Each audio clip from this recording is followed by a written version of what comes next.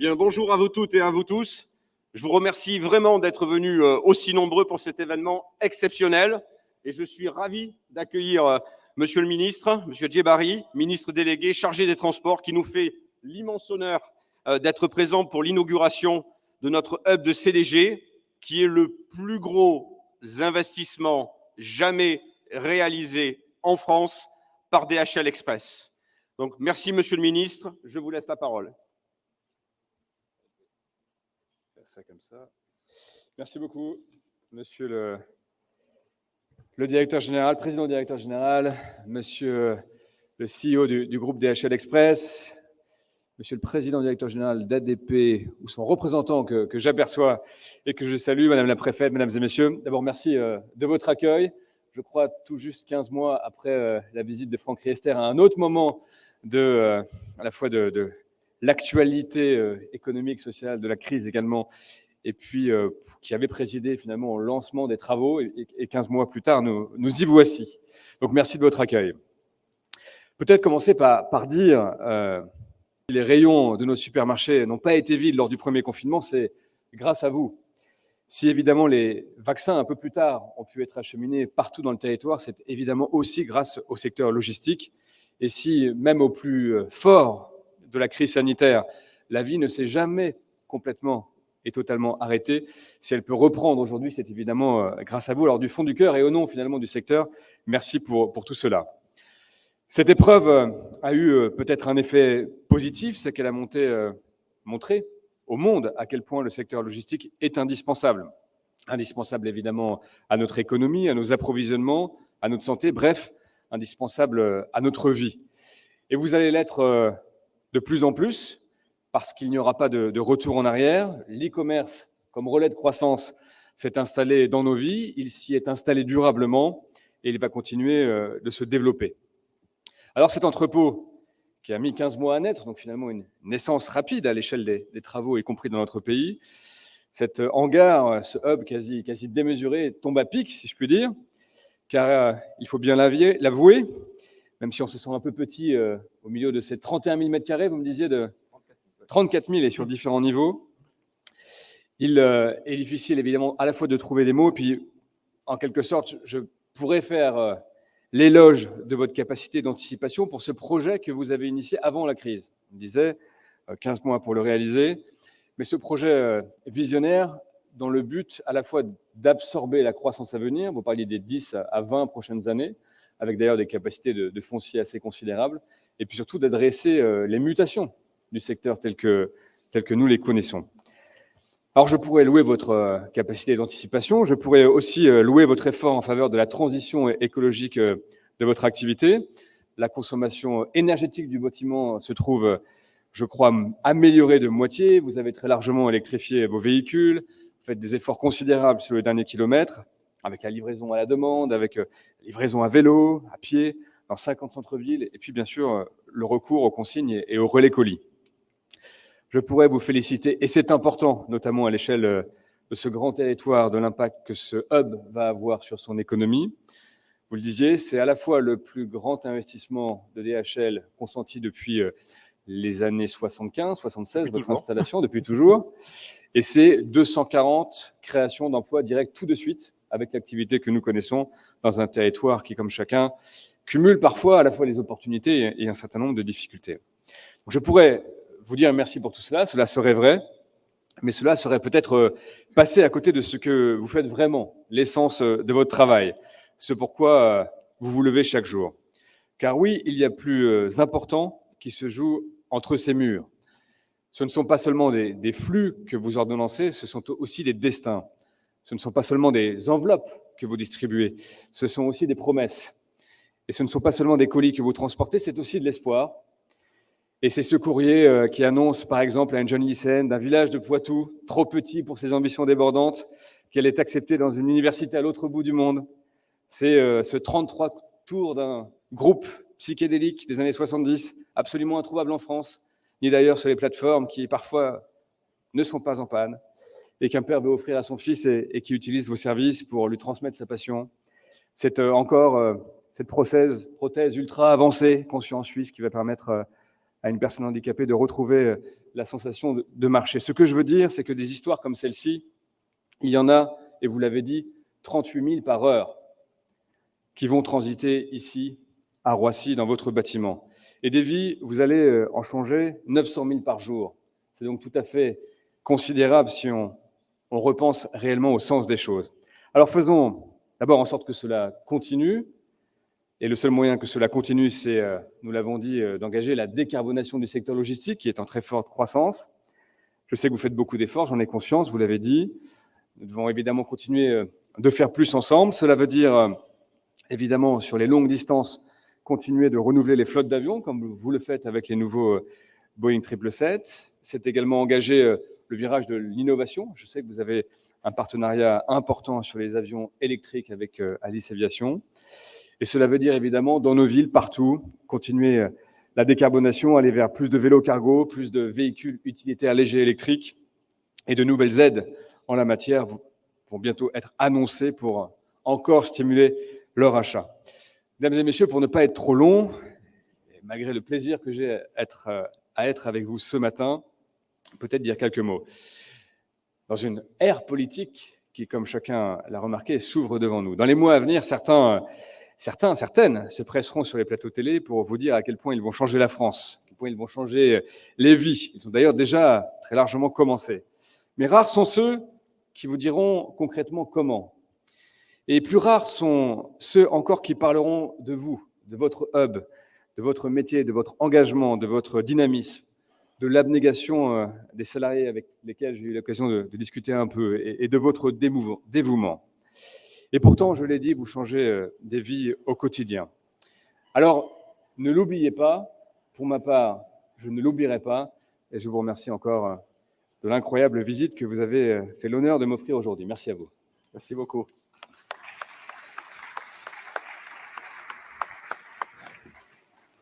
Écoutez, merci Monsieur le Ministre. Eh bien maintenant, je suis ravi d'accueillir en fait sur scène donc Monsieur Marc Ouala, qui est le directeur général adjoint du groupe ADP, et Monsieur John Pearson, qui est le PDG de DHL Express Monde, pour une cérémonie particulièrement importante qui est la coupure du ruban et l'inauguration de ce site.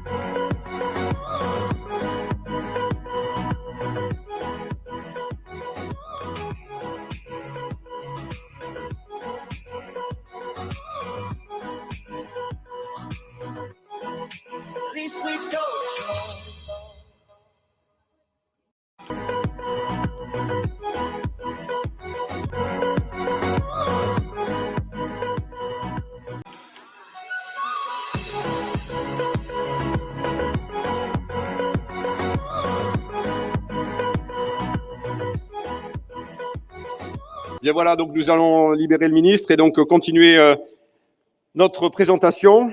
Alors je suis ravi et vraiment honoré maintenant de vous présenter John Pearson, qui est membre donc du board mondial du groupe Dutch Post AG et qui est le président donc de DHL Express Monde depuis janvier 2019 et qui est dans le groupe depuis 1986, donc 35 ans et toute sa jeunesse.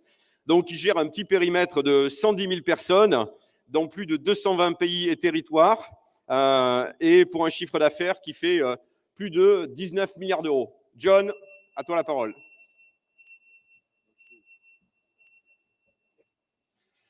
It's fantastic to hold a piece of the French ribbon. Very proud, very proud. So it's fantastic to be here.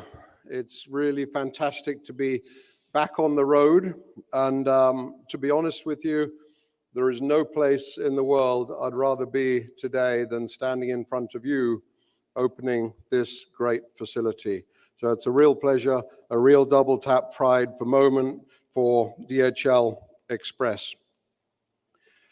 Not everyone knows this, but DHL is truly the world's most international company, undisputed. More countries than United Nations, more countries, I believe, I stand to be corrected maybe, than you can drink a can of Coca-Cola, than you can smoke a Philip Morris cigarette. We're in 220 countries. We had to bring our people out of Afghanistan recently. When we get back in there, we'll be back to our full complement of 221 countries, the most international company in the world. And that all started in 1969 with Adrian Dulce, Larry Hillblum, and Robert Lynn in the west coast of the US in San Francisco, starting to populate the world, what I say, growing inorganically around the back. Fiji and the Pacific were some of the first countries that we opened. Australia, New Zealand was the early 70s. We're right through to London by 1974.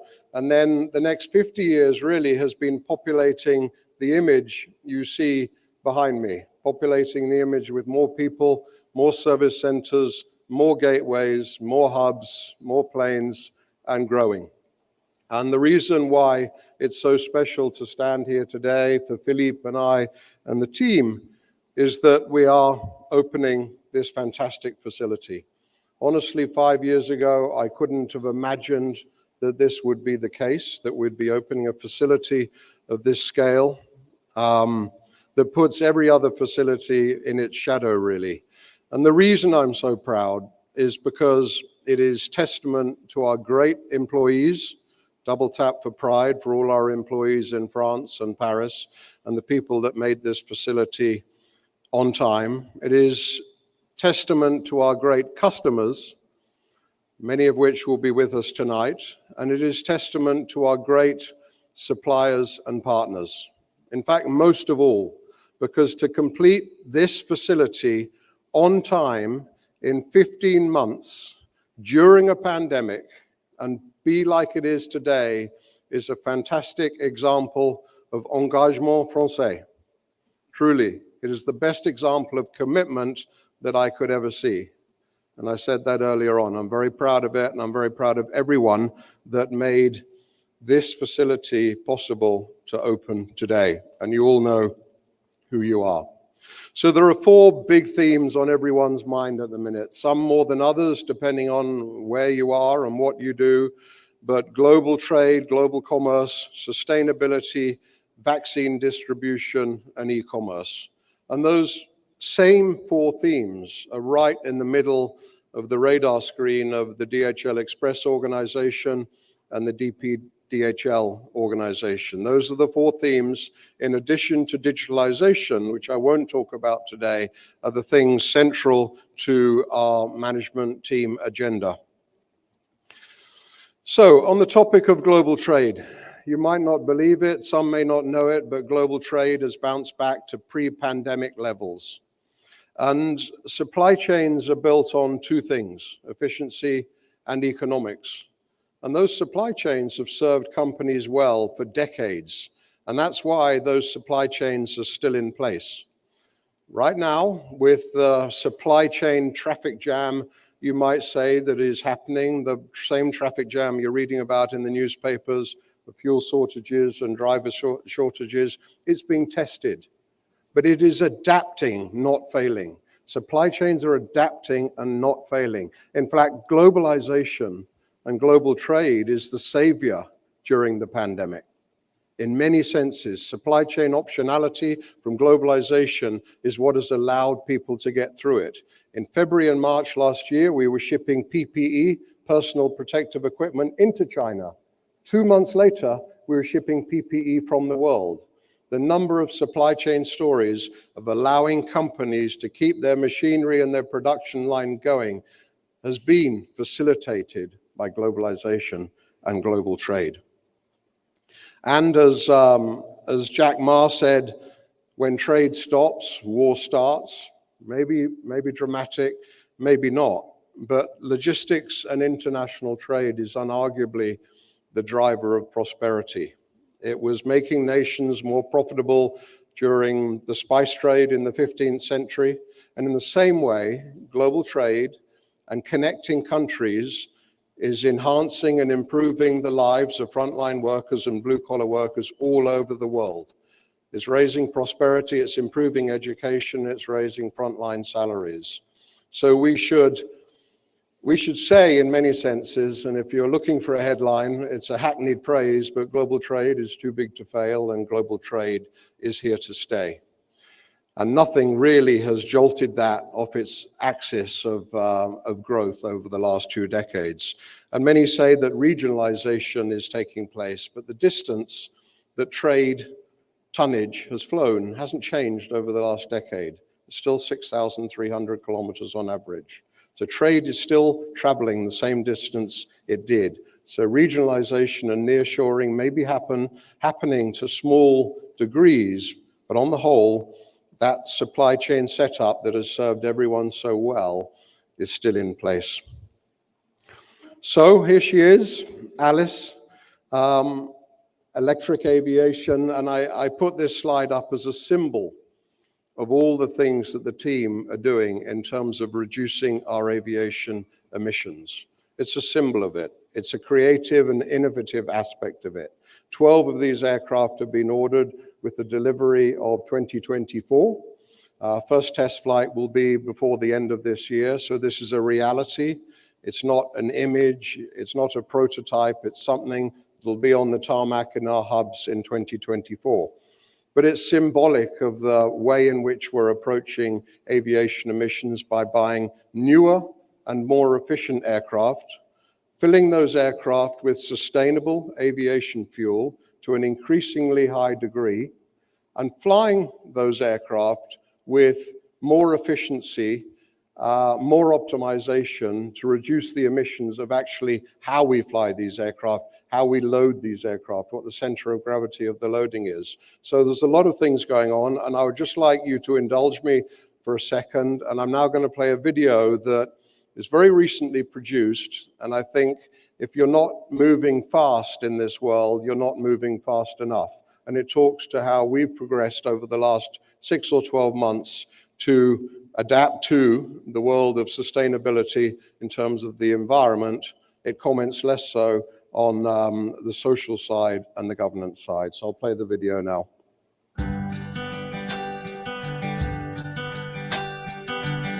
At DHL Express, we've always strived for excellence, and we do what we do responsibly. Sustainable logistics is a massive part of everything that we're seeking to achieve. Things moving across the world needs to be increasingly sustainable. But the challenge is huge. In 2020, our carbon footprint was more than 33 million tons of CO2, but we're aiming for zero emissions by 2050. Alongside our efforts to make our premises and our last mile carbon neutral, we're making our aviation sustainable. Aviation emits over 90% of our total carbon emissions. So if you're going to change your carbon trajectory, you've got to start with sustainable aviation. We're reducing emissions by refleeting with new fuel-efficient aircraft, implementing a comprehensive fuel optimization program, and committing to sustainable aviation fuels. The Boeing 777 freighter will produce about 17% less CO2. The materials that are used in the construction are lighter, the engines are much more efficient, and the design of the aircraft produces less drag. We've introduced 6 standard operations to optimize fuel usage, starting with how we load our aircraft. We have load control agents putting the heavier containers towards the back of the aircraft and the lower weight containers in the front of the aircraft, thereby reducing fuel burn and therefore also reduce CO2 emissions. Hence, we have introduced fuel-efficient standard operating procedures for our pilots to apply when they fly for our network. We use different flap settings for takeoff and landing. We have lower cruise speeds, and we taxi with one engine. Sustainable aviation fuel is fuel that replaces traditional fossil jet fuel, but it allows us to reduce CO2 emissions. The most common is made out of organic crops or organic waste. The other type is produced by renewable energy, solar, wind. and CO2. And this makes it very interesting because we are now using the problem to bring the solution. Our strategy is to build up long-term partnerships with fuel suppliers in order that we achieve our sustainability target to have 30% of sustainable aviation fuels in 2030.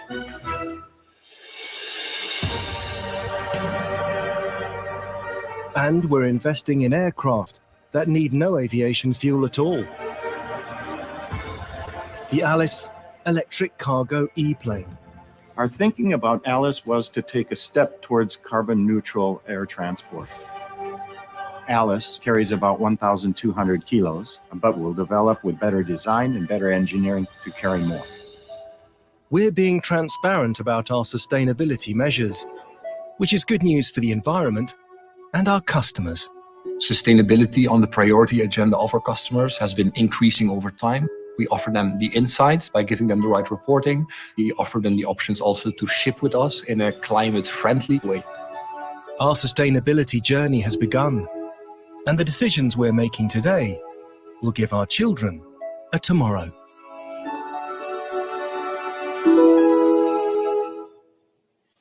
So I hope that gives you a feeling for how fast and how serious DPDHL take the topic of carbon emissions and how we're adapting our organization to move towards our science-based targets and our 2030 goal. Vaccine distribution, connecting people and improving lives has been the purpose statement of DPDHL since 2010.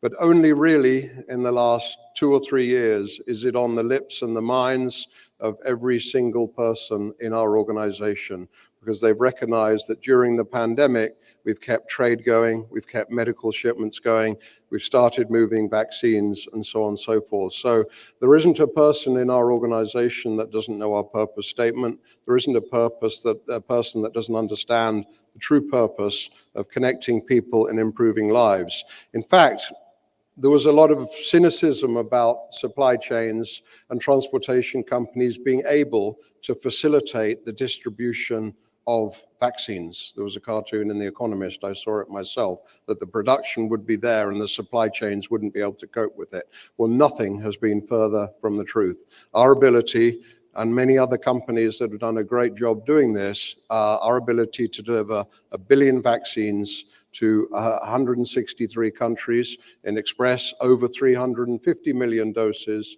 to over 50 countries with a 0% spoilage rate, I think talks to the ability of the preparedness and the planning in terms of vaccine distribution. And now as the program moves on, there is a lot of government swaps and philanthropic programs to make sure that vaccines get to where they should be going to. And I'm extremely proud of every person in our organization that has worked on this program, because that is the ultimate manifestation right now of connecting people and improving lives. So, e-commerce is the e-commerce, they say. Never before. They say that there's only one China in your lifetime. Well, I like to say there's only one e-commerce in your lifetime. Last year, we experienced 3 or 4 or 5 years of growth in the period of 3 or 4 or 5 months. Half our business in France is now e-commerce. So as I was saying to the minister as we walked around, we started off as a package company that moved documents. We started off as a document company that moved packages. And during the 80s, we absolutely became a package company that moved documents. I'm thinking in my mind now, from a volume point of view, we started off as a B2B organization that moved B2C, and we became a B2C organization that moved to B2B. Now that's probably a decade away. And France is an example of a country that has understood the e-commerce opportunity, that has had great accessibility to thousands of great e-commerce merchants in France, producing great products and putting them up on the world stage, not domestically, putting them up on the world stage and exporting to literally hundreds, 150, 200 countries. Because the thing about e-commerce is it is truly global. And we commissioned a TV commercial that is on air in France now. It's on air globally. And I want to show it to you because it's important to send the message that our organization is focused on helping the merchant. In terms of the consumer, my wife, I say keep shopping and keep shipping. She gets a notification of when the delivery is coming. She knows when the door's going to knock. She knows the package will be in good condition. And we've spent a lot of time making sure the quality of service to our consumer, our receiver, is very high. We have to talk and think about the merchant and how we help them keep up with the clicks, because the amount of people ordering online is at unprecedented levels, and our job is to help those merchants stay successful. So just a 45-second TV commercial, please. Hey, regardez ça. Ça ne fait pas si longtemps que nous faisons nos achats en ligne. Au début, suivre les clics était un jeu d'enfant. Et puis, petit à petit, les clics se sont multipliés, les achats en magasin ont diminué, et seuls les e-commerçants les plus dynamiques ont réussi à suivre le rythme des clics. Peu importe la distance, il faut garder le contrôle pour rester dans le tempo et prendre son envol. Heureusement, nous sommes là pour vous aider. Suivez le rythme des clics. Little by little and little by more, the clicks added up to more than the store. And so it goes on. How it rhymes in French, I don't know. But this is my last slide, and I'd just like to reaffirm how proud we are as an organization to be opening this great facility. It talks to the efforts of the participation of our customers, our suppliers, and our partners, and most of all, I have to say, our employees, because without our employees, many of which are watching today, we wouldn't be opening this facility. So I have one message to Philippe and the commercial team. It's all about growth, growth, growth. And my limited knowledge of French says that this is a croissant, and what we have to do is croissants. So in France, croissants, not croissant. You have it? Yes, absolutely. You can. Thank you. Thank you for your attention, and it's been a pleasure to be here. It's a proud moment, and today is all about France. Thank you. Merci, John.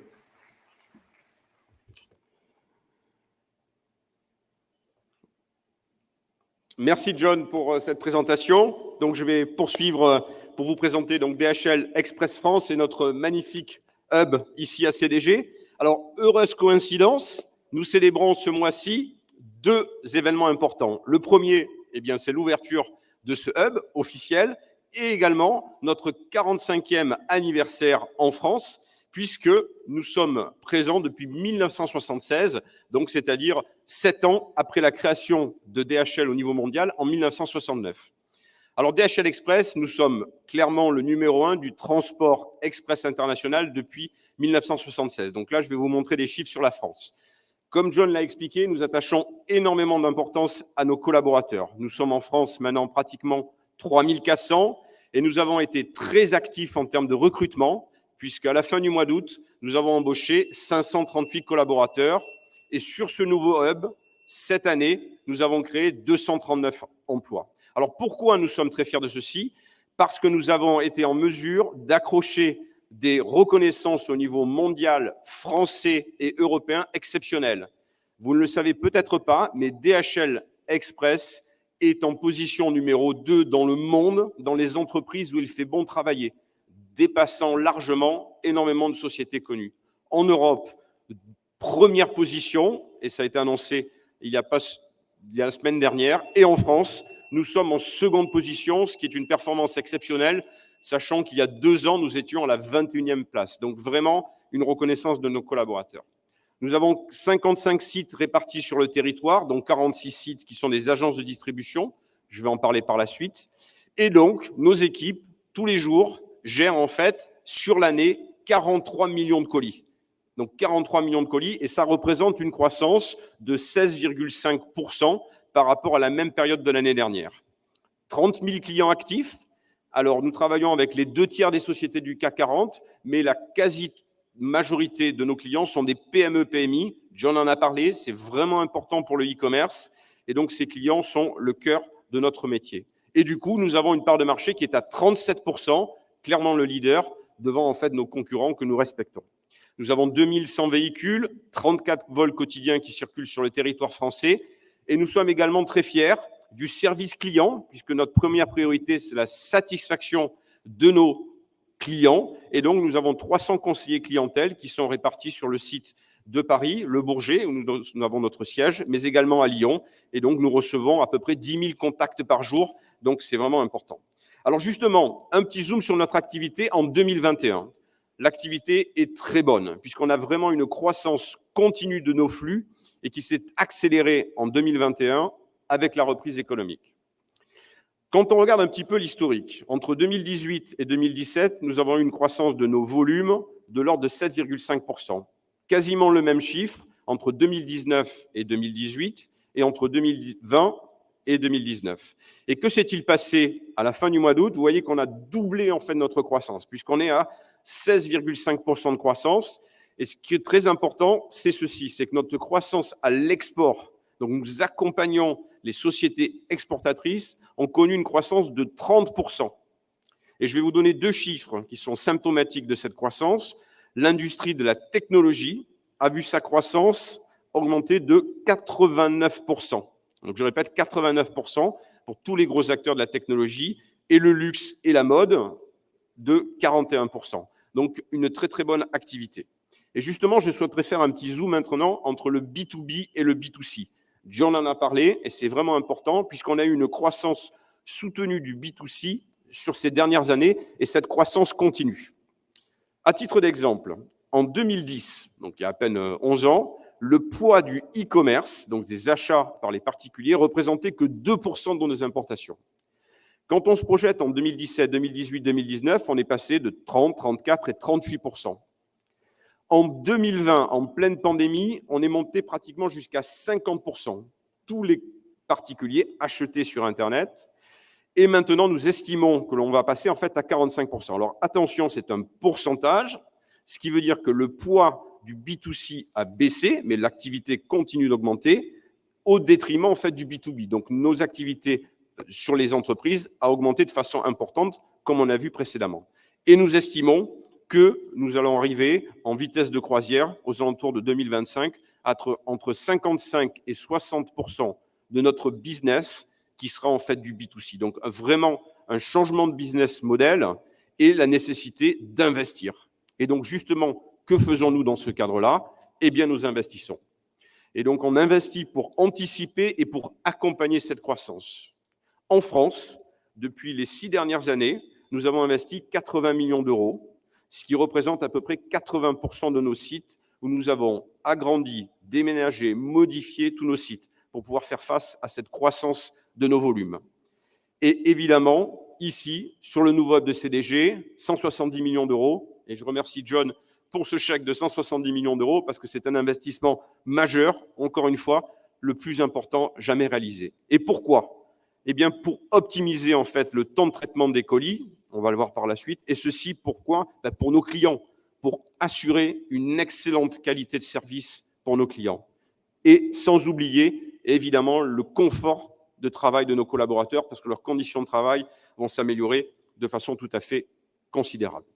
Alors maintenant, je vais vous expliquer un petit peu le fonctionnement d'un hub. Alors, il y a des experts dans la salle et je prie de m'excuser pour un petit peu la simplification, voire la vulgarisation de ce process. Voilà, notre métier, c'est l'Express international. Donc, qu'est-ce que l'on fait?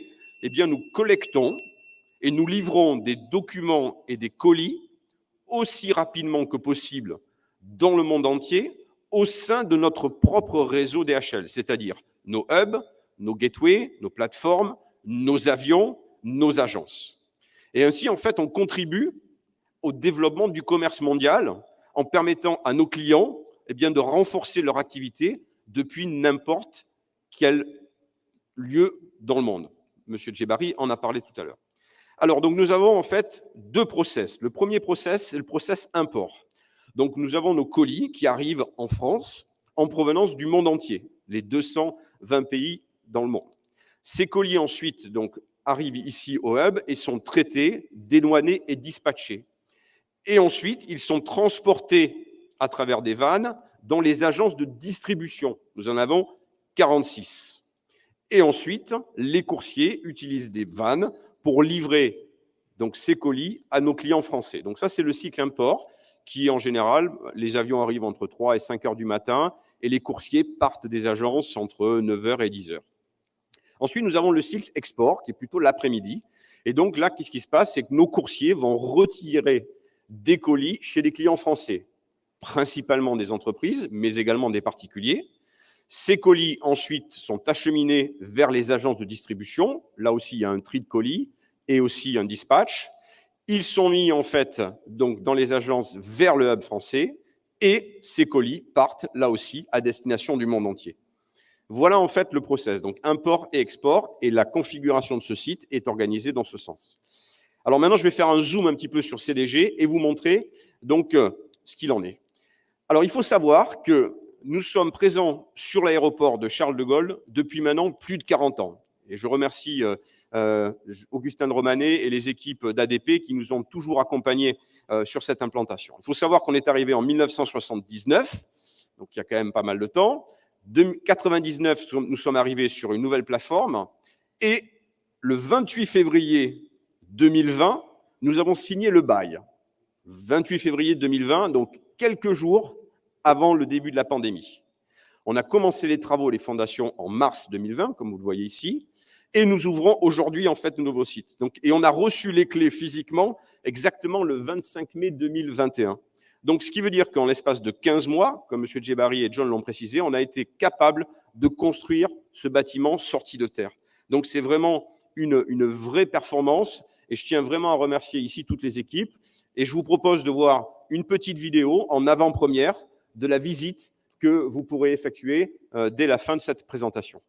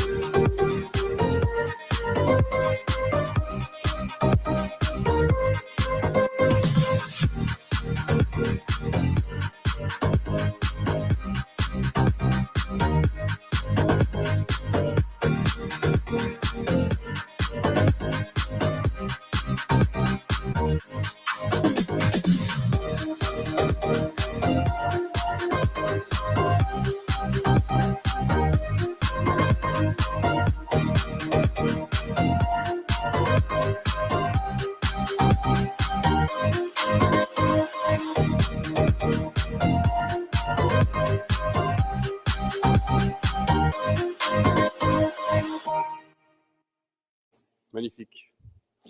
Donc, vous voyez un site fabuleux. Vraiment, je suis vraiment très ému d'être aujourd'hui ici présent avec vous pour cette inauguration parce que ça a été quand même beaucoup de travail hein, avec les équipes. Et donc, voilà, c'est un site qui est superbe, donc qui est 10 fois plus grand que le site actuel, l'ancien site, pour accélérer cette croissance.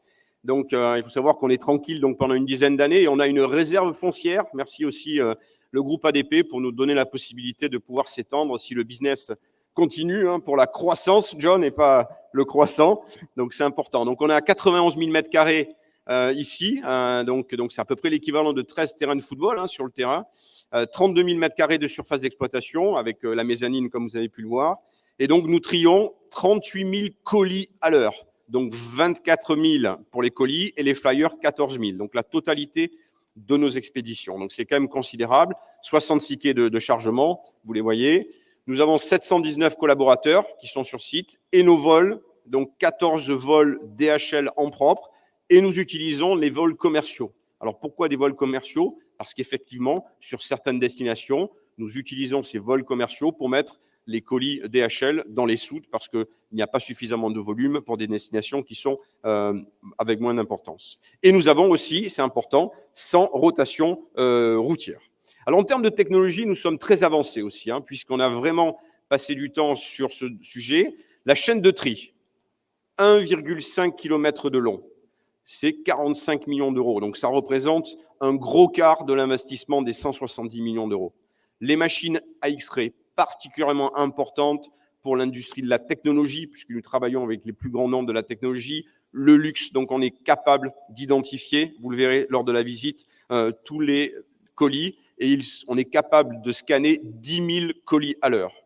En ce qui concerne la tour de contrôle, vous la verrez également, elle est H24, 7 jours sur 7, avec des lectures automatiques.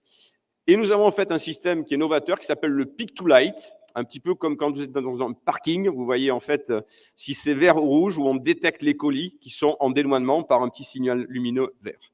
Et évidemment, du green, donc 40 chariots levanteurs, 40 chariots pour les containers, et puis des transpalettes 100% électriques. Et justement, sur ce sujet, nous souhaitons être vraiment respectueux de l'environnement. Et ce ne sont pas des paroles, parce que ce sont vraiment des faits. Donc, à titre d'exemple, nous avons un système qui s'appelle le BMS, Building Management System, qui permet de gérer de façon dynamique et automatique la gestion de l'énergie, panneaux photovoltaïques, il y en a juste 2230 exactement sur le toit, éclairage LED, détection automatique, les chariots élévateurs, et puis nous avons les certifications, toutes les certifications importantes, la 14001 qui est sur la gestion de la qualité, la BREEAM Excellence, qui est sur la partie environnementale des bâtiments, et enfin la 50001, qui est sur tout ce qui est gestion de l'énergie. Et donc, globalement, quand on fait le compte, on a amélioré de 50% la consommation énergétique de ce site par rapport à l'ancien hub. Et maintenant, j'aimerais vous présenter en fait quelque chose qui me tient particulièrement à cœur, c'est ce projet révolutionnaire sur ces avions électriques. John en a parlé, mais c'est vraiment quelque chose qui va être une rupture dans l'industrie. Et ça s'inscrit complètement dans les engagements verts de DHL, puisque nous avons comme objectif d'être en zéro émission carbone à un horizon de 2050.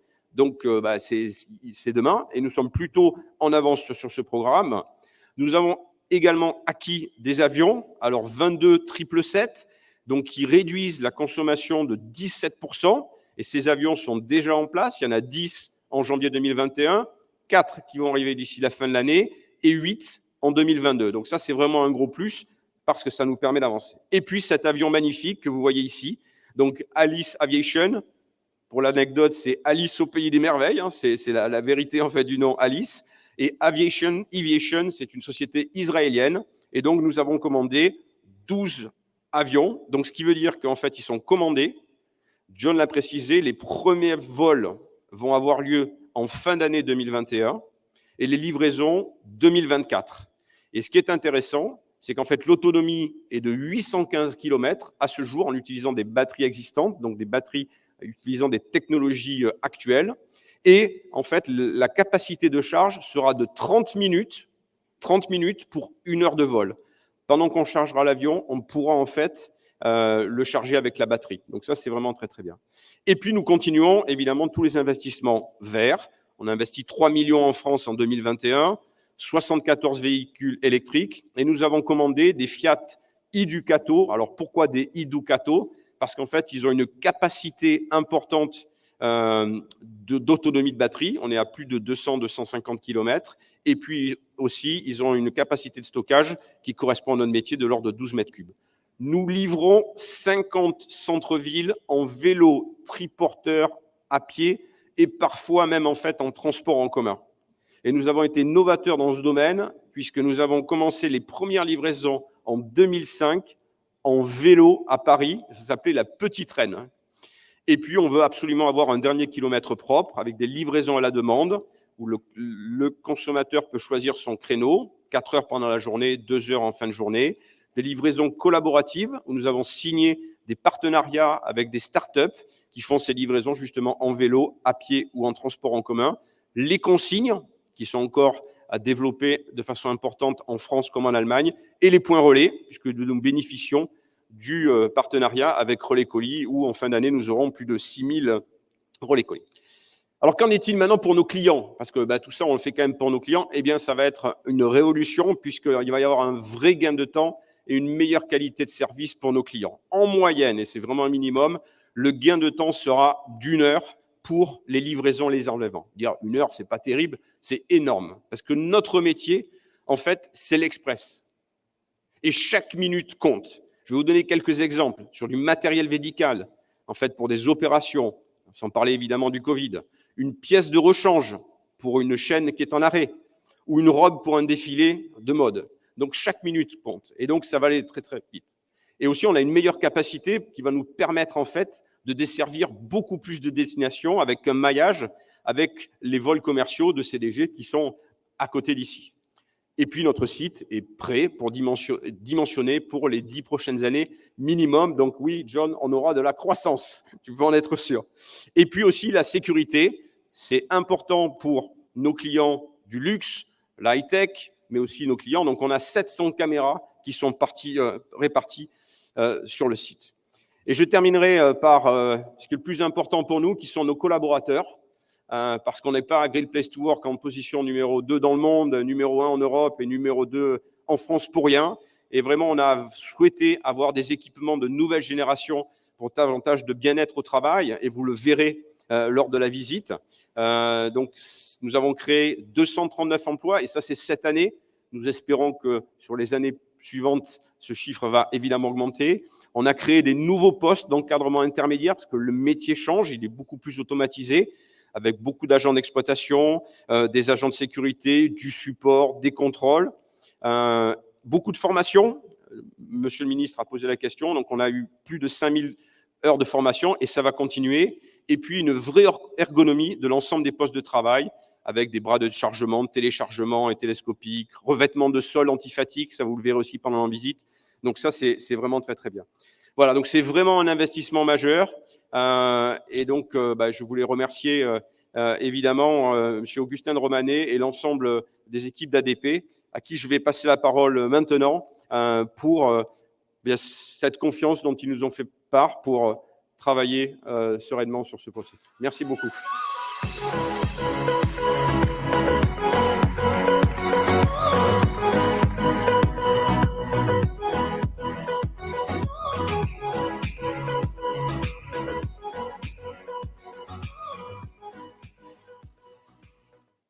Chers amis, cher John, few words to tell you that we are very honored to have you here today in Paris.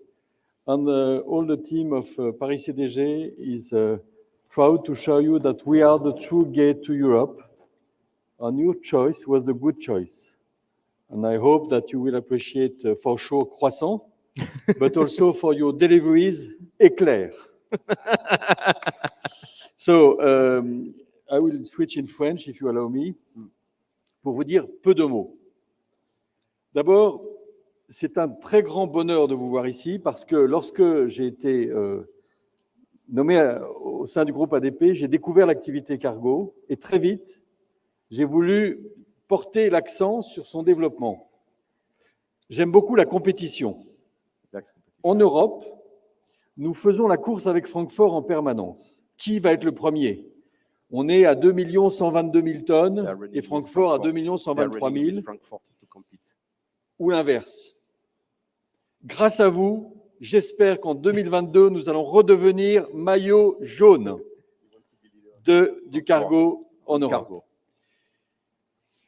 Plus important, votre activité de transport express est en très forte croissance dans le monde, et encore plus à Paris, puisque vous avez à Paris un taux de croissance annuel de 8,5% entre 2009 et 2019, donc depuis 10 ans, soit 2 fois plus que le taux de croissance global du cargo aérien. Pour nous, le cargo à Charles de Gaulle, c'est une activité économique très importante. Ça représente, votre activité, le fret express, représente 25% du tonnage du cargo contre seulement 19% au niveau mondial. Donc, nous avons la conviction qu'il n'y a pas de grand aéroport sans activité de fret. Et au sein du fret, vous nous avez démontré qu'il n'y a pas de grande activité de fret sans fret express. Parce qu'effectivement, la faculté pour le producteur de foie gras de le vendre à Singapour grâce à vous, ou le producteur de chaussettes à Charleville-Mézières de le vendre à Washington, elle est permise par votre activité. Pour conclure, parce que j'ai promis d'être court, nous sommes très fiers de cet investissement magnifique. Alors c'est vrai que dans ce bâtiment, c'est vous qui avez investi 90%. Nous avons investi les murs, une dizaine de millions d'euros, au meilleur standard de qualité environnementale. C'est un immeuble certifié BREEAM. Nous avons une centrale photovoltaïque sur le toit avec 213 kV qui permet d'alimenter l'immeuble. Et nous avons également économisé beaucoup de tonnes équivalent carbone avec une pratique de construction originale et vertueuse. Bon, nous avons aussi respecté la nature, puisque, croyez-moi si vous voulez, mais nous avons trouvé, en construisant ce bâtiment, une renoncule. Mais comme c'était une renoncule sur le bâtiment DHL, c'est une renoncule à fleurs jaunes que nous avons protégée naturellement. Pour conclure, je voulais vous dire que le groupe ADP est extrêmement fier d'accompagner un groupe efficace et discret. Efficace, vous en avez eu la preuve.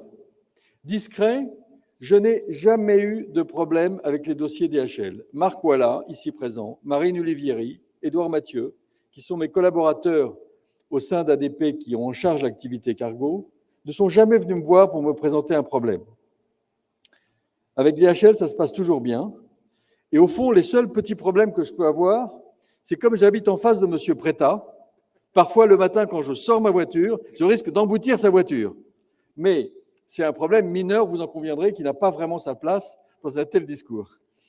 Pour conclure, vous nous trouverez toujours à vos côtés pour faire progresser l'activité économique et l'emploi. Je vous rappelle que l'activité cargo à Charles de Gaulle, qui est la première zone cargo en Europe, 300 hectares, c'est 40 000 emplois et nous voulons évidemment faire croître cela. Merci beaucoup.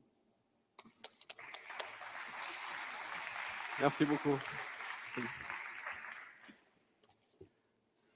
Très bien, merci Monsieur de Romanet pour cette présentation. Donc, en conclusion, je voudrais simplement rappeler que c'est vraiment un projet majeur pour nous et je remercie encore infiniment John pour nous avoir fait ce petit chèque de 170 millions d'euros, for the check of 170 million euros.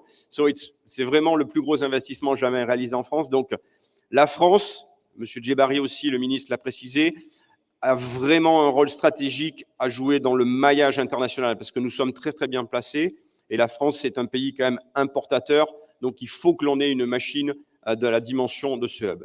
Ensuite, nous investissons massivement pour renforcer notre réseau national, accroître évidemment la croissance des échanges et soutenir ces exportations. Et puis, bon voilà, les chiffres clés, je vous l'ai dit, 170 millions d'euros, 239 emplois créés, et puis c'est vraiment une réponse à la croissance des flux B2B, parce que le B2B repart fortement. À l'heure actuelle, les sociétés reconstituent leur stock et aussi l'explosion du e-commerce. Donc vraiment, nous y sommes particulièrement attachés. Et puis, évidemment, pour nos collaborateurs, des conditions de travail au top niveau et puis une qualité de service renforcée pour satisfaire la totalité de nos clients. J'en ai terminé et je voudrais juste simplement remercier du fond du cœur, au nom du comité de direction de la France, au nom de John, toutes les personnes qui ont contribué. Alors, je souhaite absolument passer 2 minutes à toutes les lire parce que c'est vraiment important. Donc, le ministère de la Transition écologique chargé des Transports, la région Île-de-France, les départements de la Seine-Saint-Denis et du Val d'Oise, tous les maires et représentants des communes de Roissy, Tremblay et Haut-Mourget, présents ce soir, le groupe ADP, bien évidemment, les préfectures, les douanes, excessivement important pour nous avec l'explosion du e-commerce, la gendarmerie et la police, notre direction groupe d'IPDHL, John Pearson, ici présent, Alberto Nobis, qui est le président Europe, et toutes les équipes projets DHL au sein de notre groupe, et en particulier Acer Garcia, qui vous aidera en fait pendant la visite, ainsi que toutes les équipes qui ont fait un travail exceptionnel pendant en fait ces 15 mois. Et maintenant, j'appelle John pour pouvoir officiellement... Lyon, absolument. He's asked for 170 million for Paris, and no sooner have we done this, he's asking for 120 million for Lyon. So I expect and hope to see you all down there. It's Andouillette, not Croissant.